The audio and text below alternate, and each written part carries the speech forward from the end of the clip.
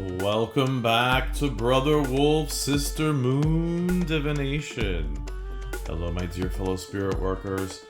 I have an unusual video that I wanted to share with you, and it's about potentially haunted items. So if you're like me and you love a good thrift shop and you love to go thrifting, you may find this very interesting. So I purchased this piece at a really cool thrift shop here in South Florida, and I don't know, I've been very reluctant to use it. I'm getting a vibe off it. And so I wanted to do a little investigation with you. Is this haunted? So let's open this up.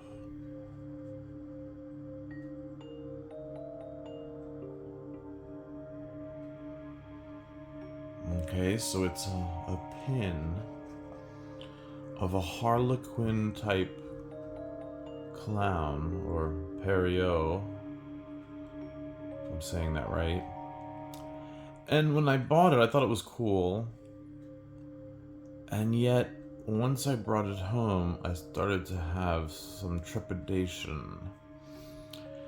So we're going to see if we can remedy this. So it's definitely carrying something.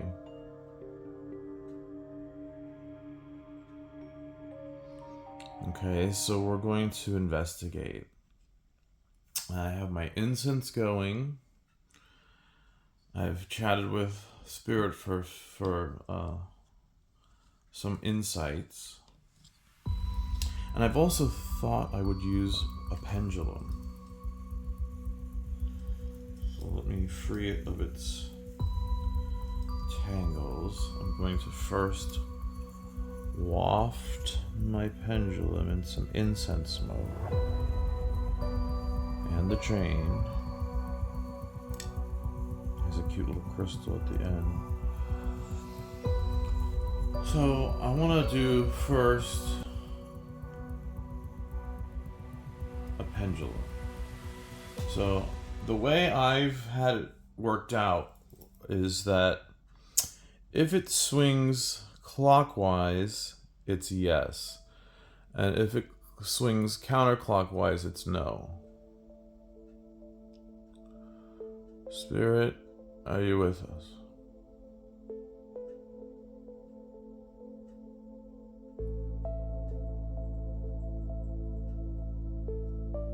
Yes. Spirit, is there something attached to this pin? Whoa.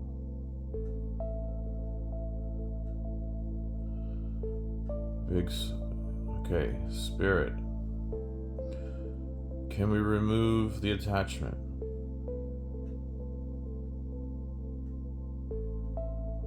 No. Can we store it in salt for now to absorb some of whatever it is that's there, to secure it?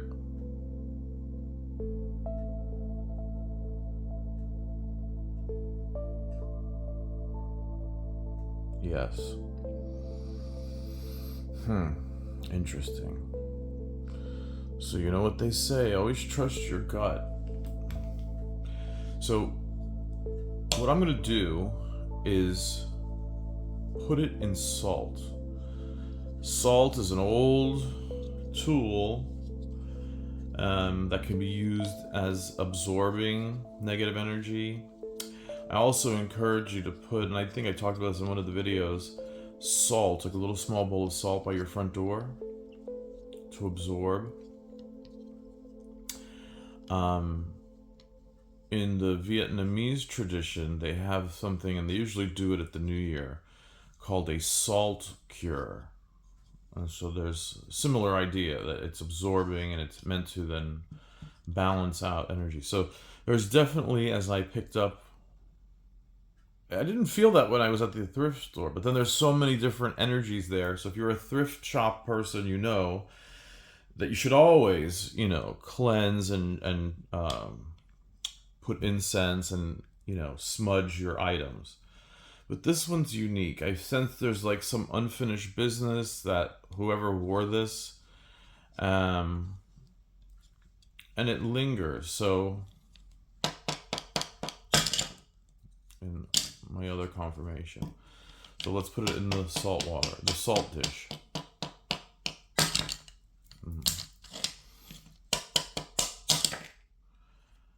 Um,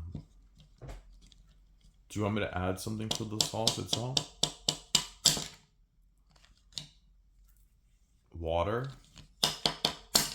No. Oil? Yes. Más nada. Más nada. Okay, let's do it. So let me set up my items. Okay, so I've gone ahead and got a little bowl, and as you can see, I put salt in it. I'm gonna take the pin. Beautiful little pin, isn't it? But it's got something, I feel it. So, following the instructions,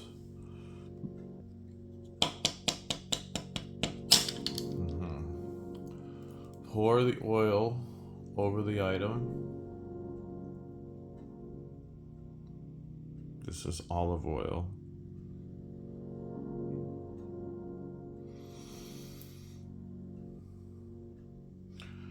Okay, Spirit, so leave this like this for 7 days. And then we'll follow up with the investigation after 7 days. Just leave it like this, yes?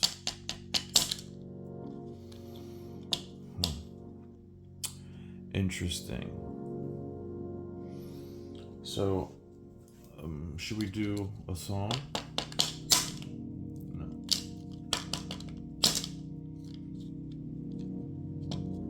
Just leave it like this. Okay, so there you have it. Very interesting. Always trust your gut, and as a rule of thumb, always when you bring things from a thrift store or that isn't anything that isn't brand new, energies certainly can be stored in, especially jewelry is notorious for this. Mirrors, there's certain items that can carry potentially negative energy. And so just to err on the side of caution, I encourage people to always, if you're going to go thrifting, when you bring stuff home, you could either put it outside on the earth. That's a good one. Leave it for several days. Or the salt cure. Or certainly smudge it with some sage. But, because we don't know, as beautiful as this piece is, as much as I love thrifting, we don't know where this has been, who wore it, what they experienced while they were wearing it. And so an important precaution that we as spirit workers must be mindful of. Okay? Another old tradition that pops up, if you're ever at a dinner table and someone tells you to pass the salt, you're not to actually hand them the salt, right? Okay, I'd be happy to pass you the salt. You put it down. Right, I'll put it here so you can see it. You put it down, and then they come and pick it up. Right? You don't hand the person the salt. It's said that you will end up fighting with that person. Another, thing from on my grandma's side, if speaking of like gifts and exchanges of things, if you should give someone a gift or some item, I'm going to use this as an example, although it wouldn't really count. Let's say you give someone a present, if someone gives you something that has a sharp point. This one doesn't, but let's say they gave you a nice cutlery set for a housewarming gift, or something that might have a point, you must give that person a penny. Okay? And so that's on anything with a point. You have to give, if someone gives it to you as a gift, you have to then give them a penny, so there's no problem between you and that person. Okay? Alright, Spirit, are we good? Oh, there's something more here. What?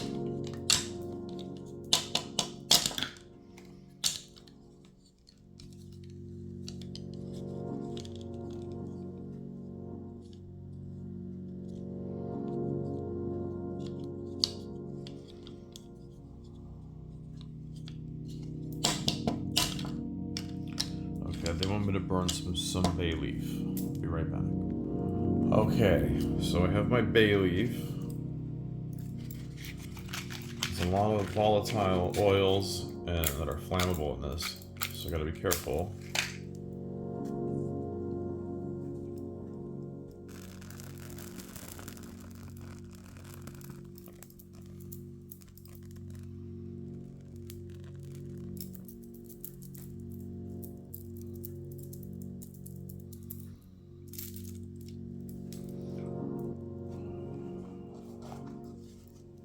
For good measure, I'm probably not going to keep this gift box. So that was quite nice. For a thrift store, that was very lovely. It came in a nice box. But, you know, this technically belongs to someone else. I have to look at it like that. Somehow it's still theirs, and I respect that.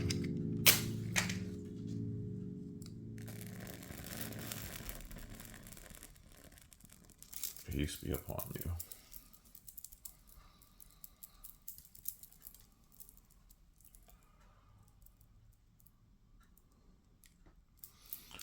Always have your little fireproof container for incense and such. Okay, Spirit, are we good?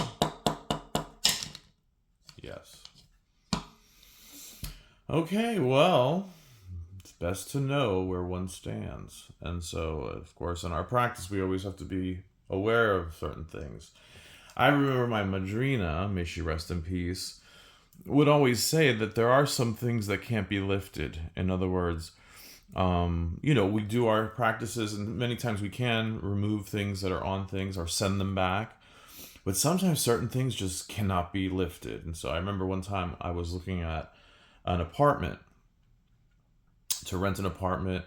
And I walked into this place. And the weird thing was, I mean, it wasn't exactly the best area.